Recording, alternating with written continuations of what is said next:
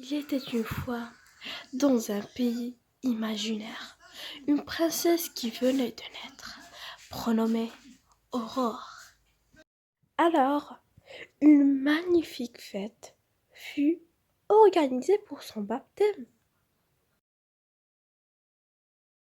Tout le monde avait été invité pour célébrer cet heureux événement. Les fées présentes lui offrirent des dons.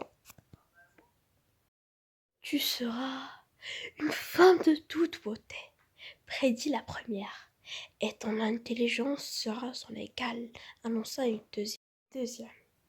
Ta voix ne sera égale en beauté que par le chant des oiseaux, dit une troisième fée. La quatrième et dernière fée allait offrir son temps lorsque surgit la vilaine fée Carabosse. Quand elle eut appris qu'on ne l'a pas invitée, elle s'était mise en colère.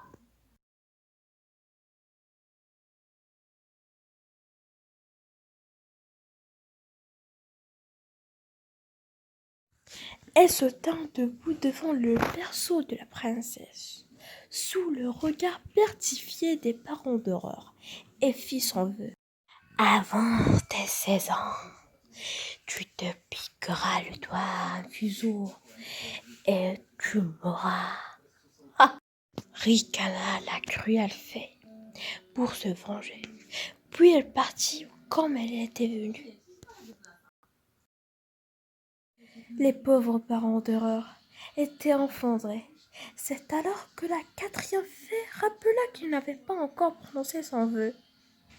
Elle ne pouvait pas annuler celui de Carabosse, mais dit ceci.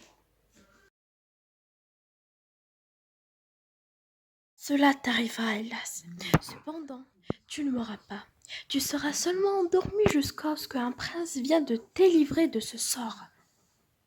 Et le lendemain matin, le roi ordonna que tous les fuseaux, les rouets et les quenouilles soient brûlés. Il était désormais interdit d'en construire et d'en utiliser. La princesse Aurore grandit, accompagnée par ses marraines qui prenaient le plus grand soin d'elle. La vieille de ses 16 ans, Aurore décida s'explorer un tour du château qui l'intriguait depuis longtemps. Elle en monta les escaliers et arriva dans une petite pièce. Une vieille dame, assise devant un fuseau, filait la laine. Elle n'avait pas été avertie que c'était interdit. La princesse fut attirée par cet objet qu'elle n'avait jamais vu auparavant. Elle s'approcha, tendit sa main et se piqua le doigt au fuseau. Dès ces instants, elle s'endormit. La prédaction de la fée Carabosse venait de se produire. Aurore fut allongée sur un somptueux lit orné de perles et de tissus en soie. Les fées décidèrent d'endormir tous les gens du château, ainsi que les animaux, jusqu'à son réveil. 100 années passèrent ainsi. Alors qu'un prince, qui passait tout près, remarqua ce qui ressemblait à des ruines et demanda à son serviteur « Qu'y a-t-il sous ces ruines ? Il me semble apercevoir les vestiges d'un château. Qu'en est-il » Son valet l'informa du mauvais sort.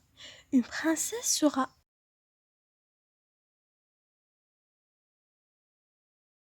jusqu'à ce qu'un prince vienne la délivrer. Le prince, qui était valeureux, mais aussi très curieux, décida de se frayer un chemin avec son épée au travers des ronces et des buissons épineux. Il a devant une porte d'un magnifique château. Il entra, passa le couloir de l'entrée et arriva dans une pièce illuminée par le soleil.